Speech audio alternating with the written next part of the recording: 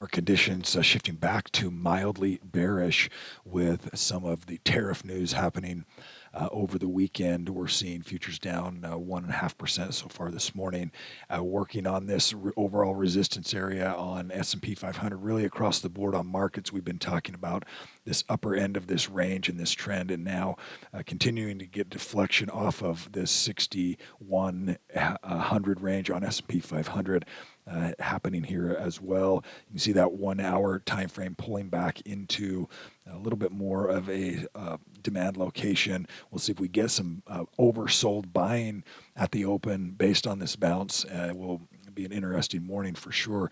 S&P 500, we've gone again looking at the futures, moving still majority bullish at 8, but we're getting some weakness on the upper end of that trend. We're seeing that on the 1 hour time frame where we've now shifted back to a majority bearish at 13 and 1. Again, with a little bit of a bounce here this morning at some support. We're seeing overall breadth. It had moved back up to about 50, so we're sitting right in the middle of that breadth range, not an extreme to the upside around that 80 or extreme to the downside in that 10 number, just stuck right here in the middle. VIX, we're seeing a spike this morning also based on this sell-off we talked about. When VIX is higher, market conditions or markets are trending lower, they are typically exactly opposite, particularly on the bearish side of things, as we're seeing spikes in VIX to the downside here as well. We're seeing SHY and TLT both getting hit this morning, down significantly, which means rates are moving back up again. That's SHY, TLT, not quite as much this morning. As it is holding solid right here around the $88 range. We're seeing, if we take a look at that 2-year Treasury sitting at 4.24 and the 10-year Treasury sitting at 4.50. So still elevated rates in comparison to the last 10 or 15 years, where we've been so used to rates being lower, and in the last 18 months as they've been moving higher to try and fight off some inflation. We may see some of that inflationary pressure with the tariffs coming back in again. So markets trying to consolidate some of this data and digest it this morning, and it could be some volatility today and throughout the week here. If we take a look at Dow Jones Industrial Average, seeing it gap lower down to 439 on DIA. It is still majority bullish. Again, with that gap with the open, once that starts to move, then we'll see what that does. But we know that we're at the upper end of the trend. We know that we've been talking about this range on this weekly time frame for S&P 500. We're just fanned out here. This expanded trend is as wide as it was back when COVID started to move lower. This is an area that we just want to make sure that we're cautious, taking advantage of maybe smaller position sizes, tighter stop losses, less holdings, more cash when we're at the upper end of these ranges. This is that big picture, just to be aware of how should I be? Should I be super optimistic and aggressive, or should I be a little bit more conservative? Well, the probabilities say that we're at the upper end of this range. That means that we want to be positioned for a little bit of volatility to the downside or some flatness here as well. Let's jump over to the triple Qs. Sorry about that. Let me go back to that daily time frame as well here, and we're seeing on the triple Qs volatility, just like all the rest of the markets this morning. We're seeing down 513.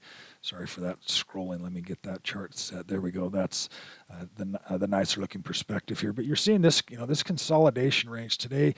Will be interesting. We know that was coming, or the market knew that was coming. Now it's just going to be a matter of kind of slogging through some of these changes that are being made, and the market's got to have a little bit of time to process all of that.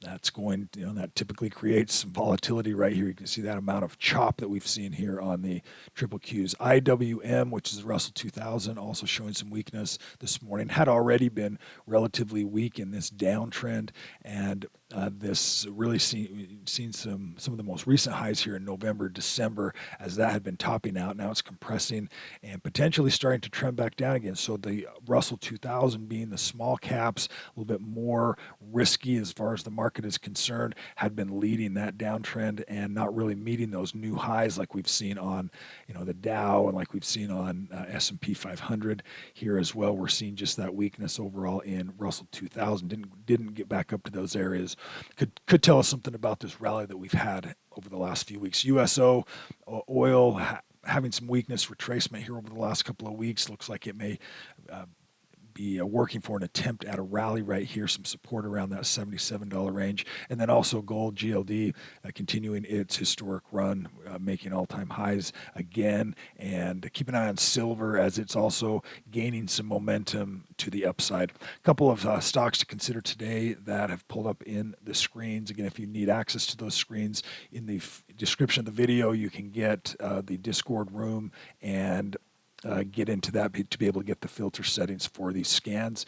And MBIA, nice confirmation bar, increased volume, and a big move there. Nice looking pattern setup. Market, a lot of times we get these nice confirmation bars, and then we get a day where the markets are moving lower. These stocks are they're going to be volatile as well. And this is another one where we've got a really solid looking pattern. Good, nice confirmation bar. Increased volume. So as market conditions, in setting up a trade, may consider, I may wait this out and kind of wait for some support to show up in the market, or say I'm going to go with a little smaller position size or maybe a tighter stop, just managing the overall position, or say, hey, I'm going golfing today. I'm not going to take any trades. Market conditions may be volatile. It all depends on what your risk tolerance is and ability to manage and what your goals are for your portfolio. These are some ideas for you to consider today. That'll do it for today's update. Everyone have a fantastic day today.